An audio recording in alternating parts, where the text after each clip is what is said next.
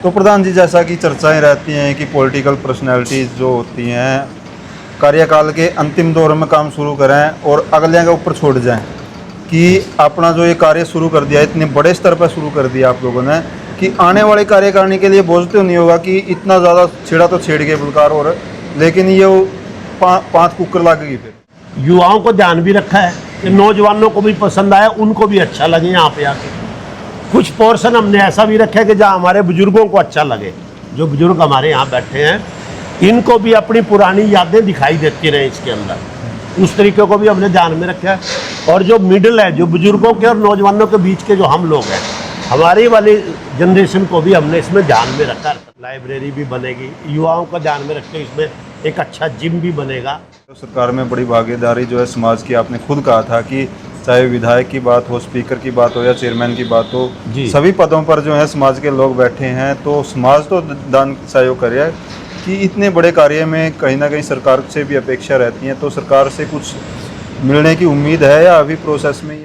नहीं, हम सरकार से अब जब भी डिमांड करेंगे ना, इतनी मजबूत करेंगे कि सरकार को भी लगे कि हमने कुछ किया है और हमारे समाज को भी लगे कि सरकार ने हमारे लिए कुछ किया है।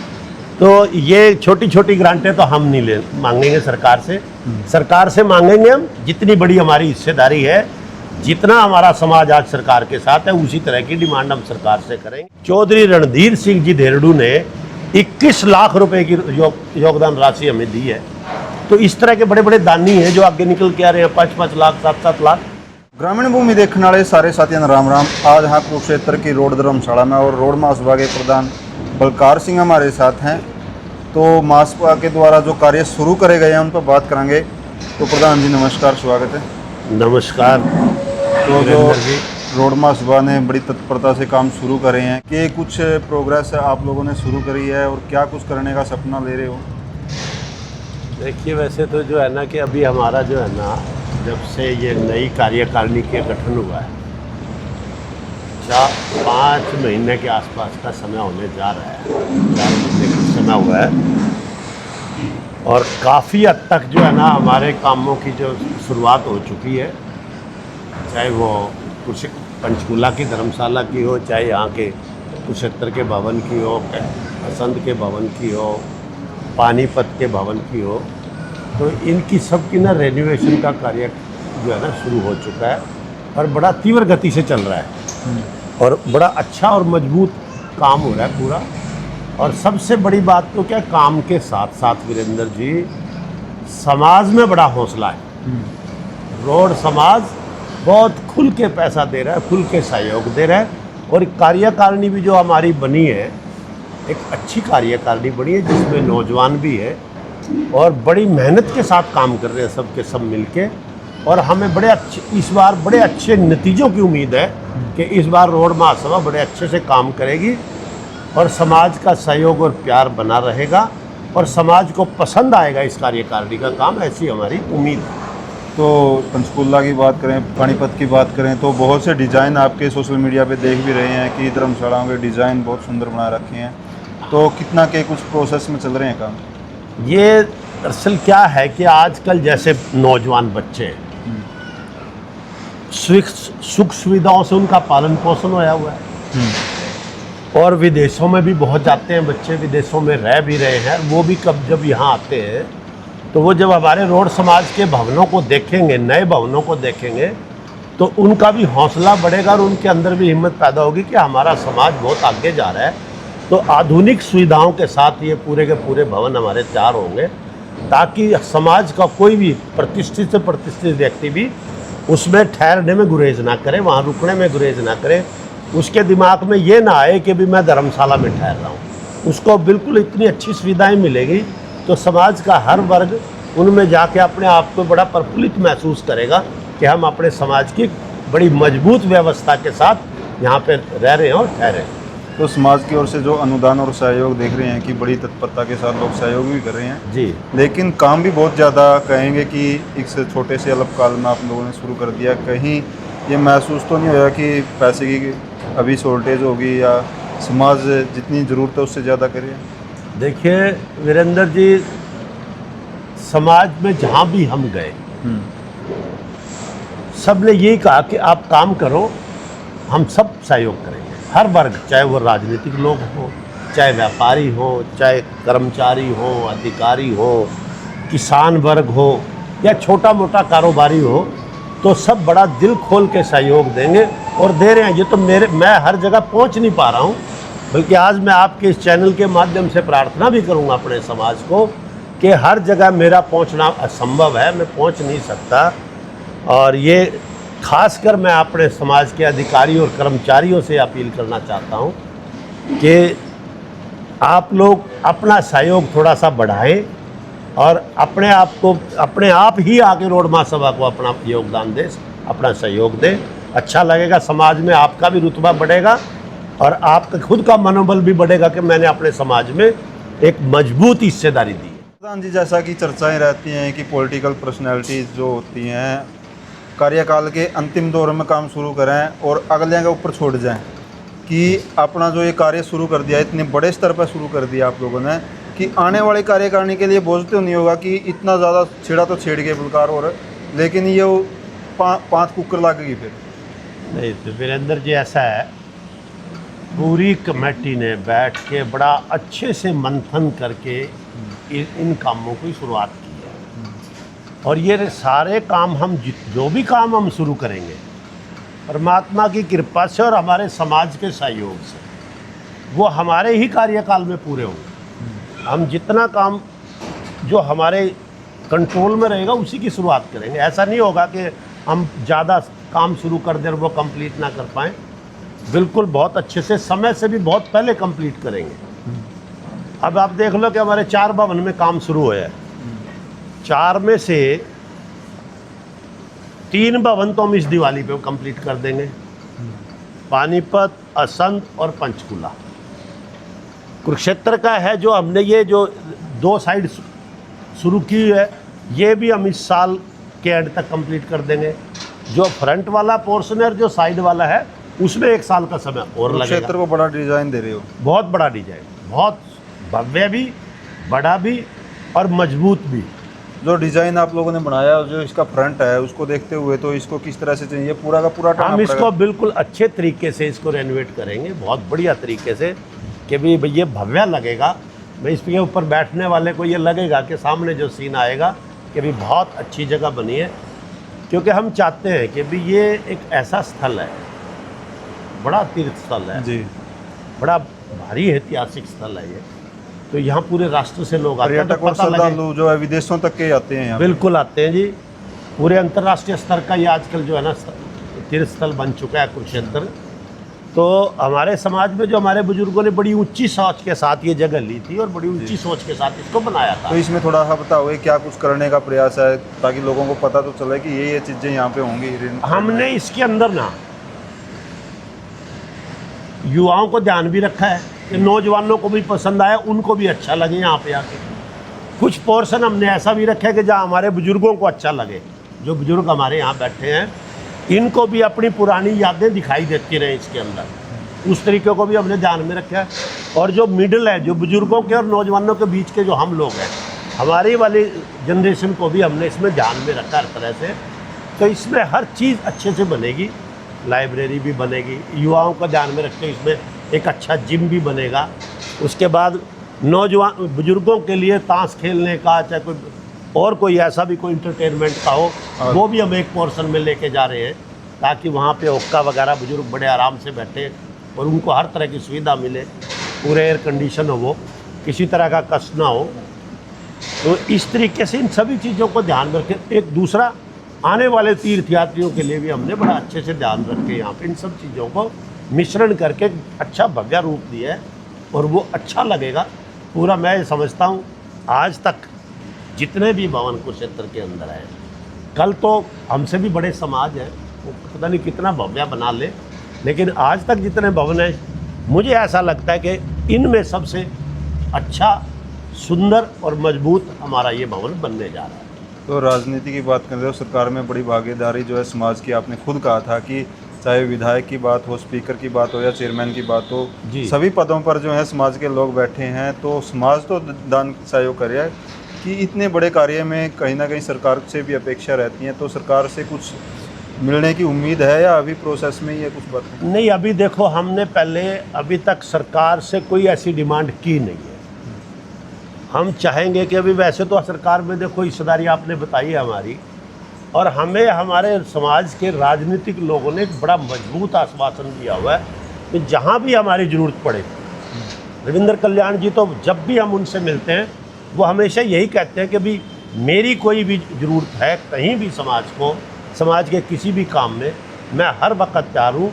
आप मुझे जब भी किसी काम के लिए कहेंगे मैं उसको टॉप प्रायोरिटी पे लेके करूँ। नहीं, प्योरली आप जो समाज के ऊपर जा सारी बिल्डिंग समाज को लेकर के बना रहे हो, बहुत सी धर्मशालाओं में समाजों में देखते हैं कि सरकार से बड़ी बड़ी बिल्डिंग लेते हैं, बड़े बड़े हॉल लेते हैं, कुछ सरकार की ओर से इस बिल्डिंग को बनाने लग रहे हैं, इसमें ये हॉल सरकार की ओर से डिमांड की गई है या ये चीज़ जो सरकार से या मंत्री से डिमांड की गई है, कुछ डिमांड है या पूरा का पूरा समाज पे ही निर्भर नहीं, है? हम सरकार से अब जब भी डिमांड करेंगे ना, इतनी मजबूत करेंगे कि सरकार को भी लगे कि हमने कुछ किया है और हमारे समाज को भी लगे कि सरकार ने हमारे लिए कुछ किया है।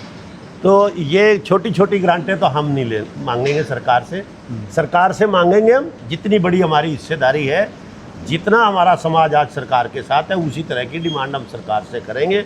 और हमें पूर्ण आशा है कि सरकार हमारी उस बात को स्वीकार करेगी और मानेगी।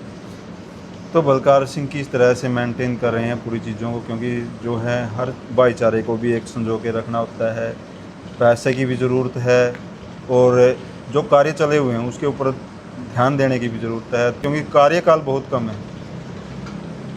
इसी तरह जिस तरह से आज समाज सहयोग कर रहा है, अगर इसी तरह का सहयोग समाज से मिलता रहा तो मुझे कोई भी काम कठिन नज़र नहीं आ रहा है। क्योंकि जहाँ भी मैं जाता हूँ, जिस भी भाई से, बुजुर्ग से, नौजवान से मिलता हूँ, जो हम डिमांड करते हैं उससे बढ़ चढ़ के सामने से हमारे को मिलता है और हमारे कदम फिर और तेज़ी से उठ जाते हैं। तो जितना समाज से प्यार मिल रहा है उतनी हमारी ताकत बढ़ रही है, और जब ताकत बढ़ रही है तो फिर हमारे स्पीड भी बढ़ेगी कामों की।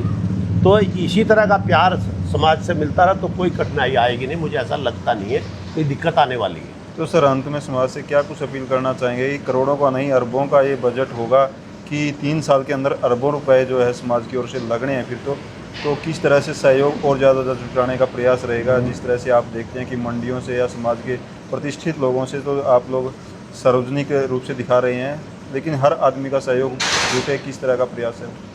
मैंने पहले भी शायद आपके चैनल पे कहा है कि भी हमने 4 भागों में बांटा हुआ है अपने फंड्स के सिस्टम को। वो शुरू हो चुके हैं प्रोसेस? हाँ जी, बिल्कुल। जैसे किसानों से हमने रखा था कि भी 1 एकड़ के ऊपर 1000 रुपये की हमने मांग की थी कि भी जिस किसान के पास 1 एकड़ है वो 1000 रुपया दे दे, जिसके पास 20 एकड़ है वो 20,000 रुपये दे दे, जिसके पास 100 एकड़ है वो 1 लाख रुपया दे दे।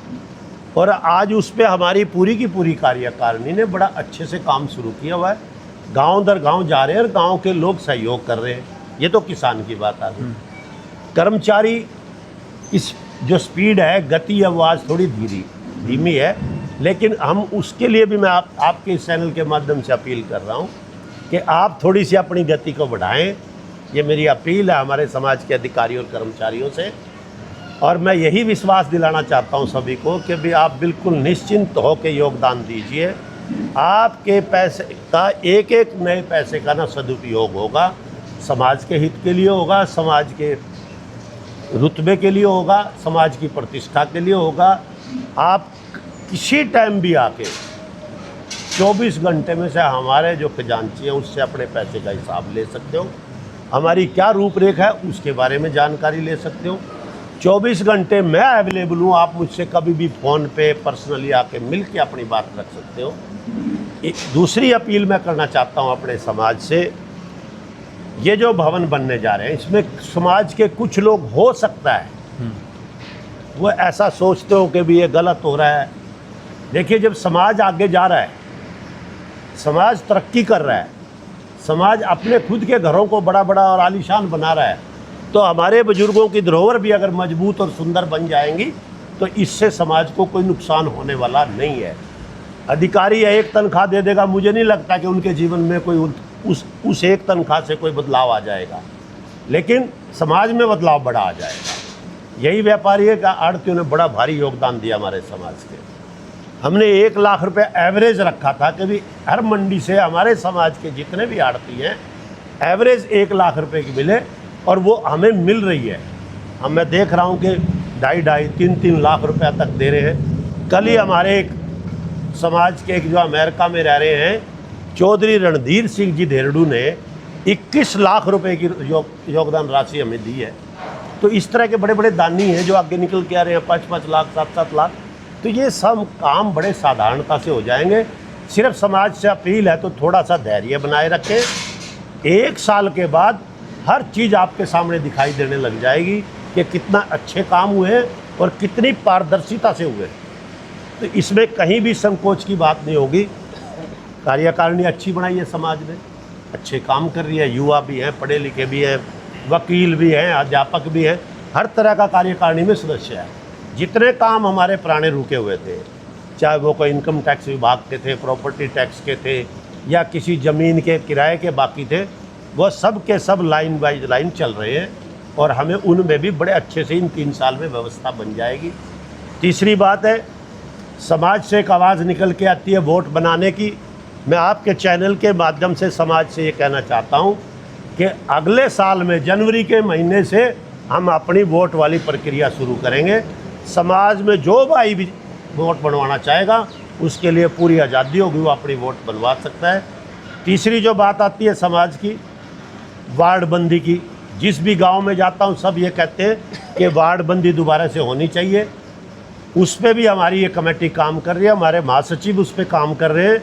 सोसाइटी एक्ट के जो कानून के दायरे में रह के जो काम हमें करना है वो हम करने जा रहे हैं, और हमें पूर्ण आशा और उम्मीद है कि वो काम भी हम इन 3 साल के अंदर दोबारा से वार्डबंदी को पूरा करके अगला चुनाव पूरी सुविधा के साथ होगा। इस बात का समाज हम पे विश्वास करे। दिन रात लग के हमारी कमेटी काम कर रही है, मेहनत कर रही है। फिर अपील करता हूं समाज से कि हमारी नीयत बहुत साफ़ है, हमारी नीयत में 1% भी खोट नहीं है। परमात्मा को मानने वाले लोग हैं हम ऐसा कोई कर्म और काम नहीं करेंगे जिससे हमारे समाज को नुकसान हो, हमारे समाज की प्रतिष्ठा कम हो।